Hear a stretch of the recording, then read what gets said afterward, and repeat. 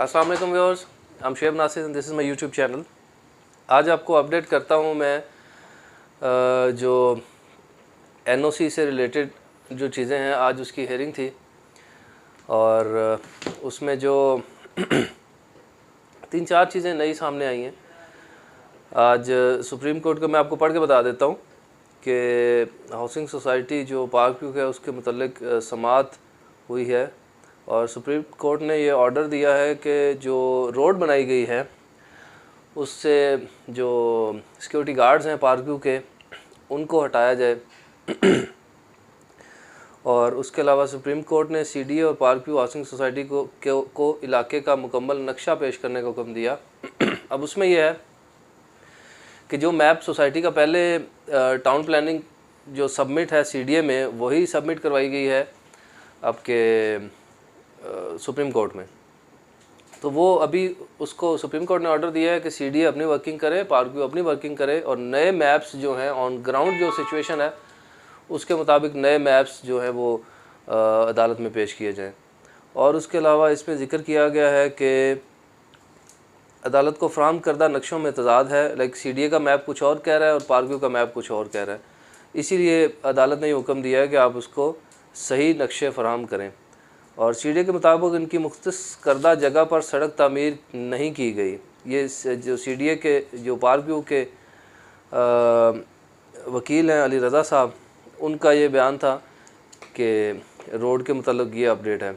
और उसके अलावा फिर अली रज़ा साहब ने यह भी कहा है कि सीडीए की मुख्तस जगह का कब्ज़ा ही नहीं है तो वहाँ पे सड़क कैसे बना सकते हैं। अब जो जहाँ से रोड अभी निकाली गई है, मैं आपको पूरा पहले पढ़ के बताता हूँ फिर इसको एक्सप्लेन करते हैं। फिर वजारत मौसमियाती तब्दीली के बकौल पार्क व्यू ने इनकी 5 कनाल अराजी पर कब्ज़ा कर रखा है। जो आपको जैसे ही पार्क व्यू में आप एंटर होते हैं तो 2 पिलर्स नज़र आते हैं, उसके दरमियान में वो 5 कनाल जगह है जिस पे रोड बनाई गई है। एक्चुअली उस लैंड एक पीस ऑफ लैंड का थोड़ा सा इशू है। तो additional attorney general park view ने सीडीए की ज़मीन पर कब्ज़ा कर रखा है। ऑलराइट, अपार्टमेंट्स के लिए जो जगह मुख्तस की गई थी उस जगह पर रोड बना दी गई है, ये सीडीए के वकील का कहना है। दैन तामीरात होते वक्त तमाम इदारे खामोश रहते हैं। जस्टिस उमर अता बंदयाल साहब का ये कहना है कि जब सड़क बन रही थी तब सीडीए कहाँ पे था। उनके अल्फाज ये हैं कि तब क्या सीडीए सोया हुआ था कि जब रोड बन रही थी तब आप कहाँ थे, आपने तब क्यों नहीं बताया। अब 1.5 साल बाद आपको याद आ गया कि ये गलत बनी है। उसके बाद केस में हक़ाइक़ को मुतनाज़ बनाया जा रहा है, इसलिए उन्होंने इस चीज़ का हुक्म दिया है कि आप दोनों जो मैप्स हैं सीडीए अपने मैप्स जमा करवाए और पार्क व्यू अपने मैप्स जमा करवाए, जिसमें पार्क व्यू के पास जितनी पोजेशन में लैंड है उसका डिक्लेयर करें कि ये हमारी पोजेशन में है और एक्चुअली वो पोजेशन में हो। अब उसमें जब नए जो मैप्स जाएंगे उसमें डाउनटाउन भी शामिल हो जाएगा जो कि पहले मैप्स में शामिल नहीं था।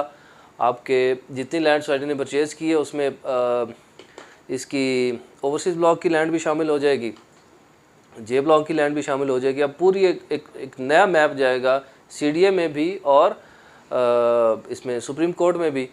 और उसके बाद इंशाल्लाह इस पे मज़ीद कोई 1-2 हियरिंग्स हो सकती हैं, एनओसी इंशाल्लाह बहाल हो जाएगा। अभी फॉर अ टाइम बीइंग जो सुप्रीम कोर्ट ने जो ऑर्डर दिया है वो ये दिया है कि जहाँ पर पार्क व्यू ने अपनी पोजीशन कायम रखने के लिए जो बंदे बिठाए हुए हैं, सिक्योरिटी गार्ड्स बिठाए हुए हैं और जो मुसल्लह अफराद बिठाए हुए हैं, उनको वहाँ से हटाने का हुक्म आया है। उस पर मेरे ख्याल में आज या कल में उस पर इम्प्लीमेंट हो जाएगा। पार्क व्यू को उसको रखने की कोई ज़रूरत नहीं है। अगर आपकी पोजीशन सेफ़ है, अगर आपकी लैंड सेफ़ है तो फिर उसमें बंदे बिठाने की ज़रूरत नहीं है। बट अब ये जो रोड आपको ये यहाँ से निकाली गई है, जो गेट 1 वाली जो रोड है और बीच में जो 5 कनाल जगह आ रही है जो फॉरेस्ट डिपार्टमेंट के अंडर आती है, एक्चुअली उसका भी एक केस है। आज टोटल 14 केस लगे हुए थे पार्क व्यू के अगेंस्ट, पार्क व्यू के साथ, और 8वां नंबर था केस की हेयरिंग का।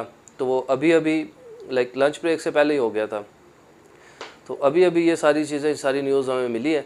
उसके मुताबिक अब सबसे पहले तो ये गार्ड्स यहाँ से हटा लेंगे। उसके बाद आपकी पोजेशंस जो हैं पार्क व्यू की जितनी लैंड है वो सेफ़ हो गई with order of Supreme court.